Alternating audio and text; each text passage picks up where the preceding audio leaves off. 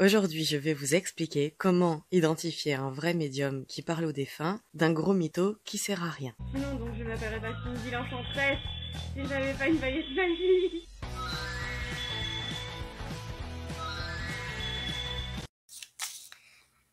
Allez, vous me mettez votre date de naissance qui ne servira à rien dans la barre des commentaires. Vous me mettez votre prénom, vous me mettez le prénom du défunt, vous me dites c'est qui pour vous, votre père, votre soeur, votre grand-père. Allez les petits, allez, vous oubliez pas de faire un don. Allez. Je vais épingler là. Qu'est-ce qu'on a? Marie-Christine, née le 15 pour Jean-Pierre. Oui, c'est votre papa. Oh, un instant, hein, s'il vous plaît. Je me concentre. Je prends mes cartes magiques. Hop là. Oh, ça vient là. Oh, ça y est, ça vient. Oh, mais c'est qu'il a beaucoup souffert, votre papa. Oh là là. Oh, ah oui, ça a été difficile, hein, sur la fin. Hein. On peut le dire, hein. Ah oui, bah il est bien mort, hein, vu qu'il est mort avec de la douleur. Oui, on me parle de cheval. Attendez, là, arrêtez avec tous vos commentaires, arrêtez, laissez Christine. Oui, le cheval. Étrier de cheval? Hein? Même pas la voisine, elle a pas un étrier sur sa porte avec un étrier de cheval, non? Bon, en tout cas, il veille sur vous, hein, votre papa. Il vous aime beaucoup, là. Oh, qu'est-ce qu'il vous aime? Il veille sur vous, il vous embrasse. Ah oui. Il vous dit qu'il est très occupé, hein, que ça va pour lui, hein. Voilà, il voit que vous attendez ces signes, hein. Il le sait, hein. Voilà. Bon, personne suivante. Oui, personne suivante. Bon, de toute façon... pas la peine, hein, c'est pareil pour tout le monde, hein. Ils sont tous difficultés de mourir et après ils pensent à vous, hein. Voilà. Allez, je ferme le live, vous me mettez tous des dons, hein, vous oubliez pas. Merci, au revoir. La base des bases, c'est l'intention. Qu'est-ce que tu souhaites faire? Car hors des sentiers battus, t'armer d'un cœur noble tu devras, si y comprendre ta destinée, tu souhaiteras.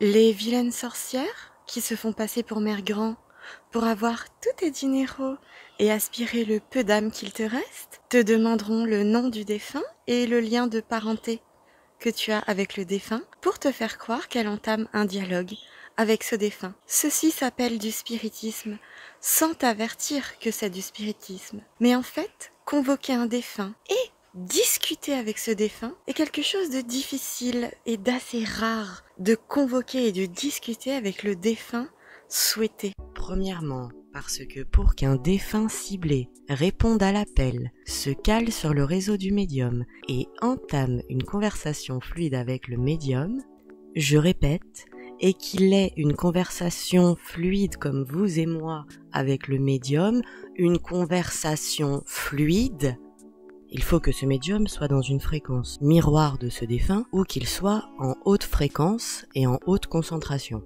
Donc, en faire 10 à la suite, je répète, 10 conversations fluides avec des défunts à la suite. C'est plutôt rare et difficile. Donc ces soi-disant médiums seraient capables de changer de fréquence ou de rester en très haute fréquence et en très haute concentration pendant des heures, à raison de changements de fréquence toutes les 3 minutes, 10-15 défunts par heure, des fois ils restent jusqu'à 4 heures. Ah bah qu'on les applaudisse. Qu'on les applaudisse. Attendez, vous allez voir le deuxièmement, vraiment ils méritent d'être applaudis ces gens-là. Deuxièmement, lorsqu'un médium n'est pas en haute fréquence et en haute concentration ou n'est pas dans la fréquence miroir du défunt et qu'il convoque tout de même un défunt, le défunt qui se présentera, si il se présente, n'établira pas une conversation fluide, mais transmettra des informations désorganisées sous forme de crachats d'informations qui pourraient même faire froid dans le dos et qui seraient donc très éloignées de... Ouh là là, votre papa, il vous aime beaucoup, hein. Oh, qu'il a beaucoup souffert, oh, qu'il vous aime, votre papa. Oh, il attend que vous voyez ces signes, hein. Il vous embrasse, hein, votre papa. Ils sont vraiment très forts, ces médiums. Qu'on les applaudisse, tous en chœur. Moi, je tiens le micro. mais le cœur y est. Ce qui fait que 99% de chances que ce soit une vilaine sorcière qui veut tous tes dinéraux et ton âme. Et tu crois que c'est pourquoi qu'elle t'a demandé ton prénom et ta date de naissance, qui lui sert à rien? Ça lui sert pas que à rien, ça lui sert aussi à te pénétrer, pour te voler ton âme. Prends-le dans les bras, pendant que le loup n'y est pas. Si le loup y était, il nous mangerait. Mais comme il n'y est pas, il nous mangera pas. Oui, mais s'il y était, il te mangerait.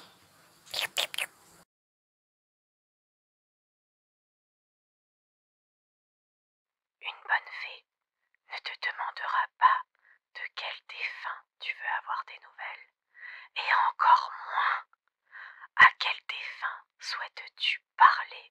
Elle sait que le code des Lumières qu'elle respecte interdit aux fées de faire du spiritisme. Une bonne fée vous demandera de ne donner aucune information, jusqu'à ce qu'elle vous ait donné assez de détails pour vous faire identifier factuellement le défunt qui a un message pour vous.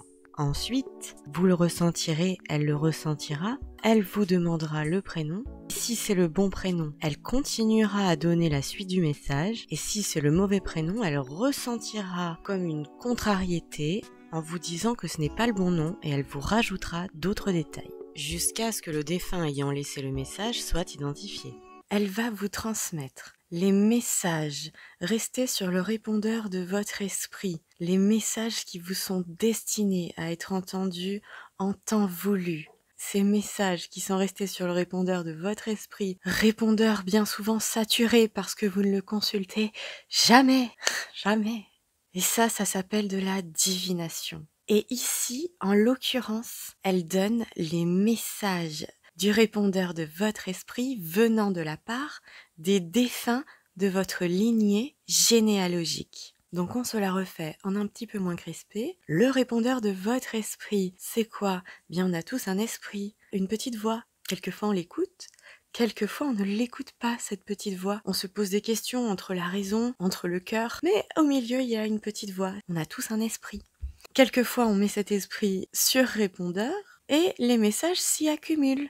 Les messages de notre âme, c'est-à-dire les messages de la source. Les ascendants et les descendants de notre lignée généalogique, c'est aussi une source. Donc les messages comme ça s'accumulent sur le répondeur de votre esprit, et quand vous rencontrez une bonne fée, elle s'en prend plein.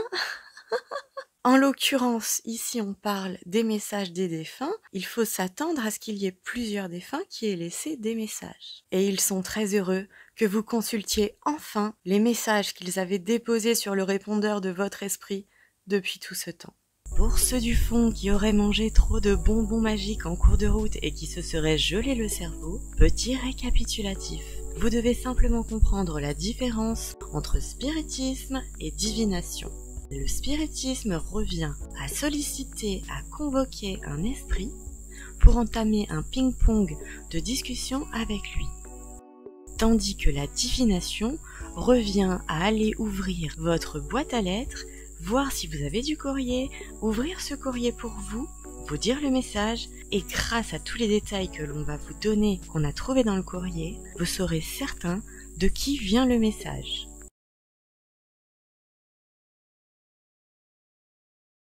À présent, vous savez la différence entre demander à une fée et demander à une sorcière de prendre contact avec les défunts de votre arbre généalogique. Mais tout n'est pas terminé, car il se peut qu'une sorcière se déguise en fée et vous transmette des messages, vous faisant croire que c'est de la divination, tout ça pour mieux sucer votre âme et vos dinéraux.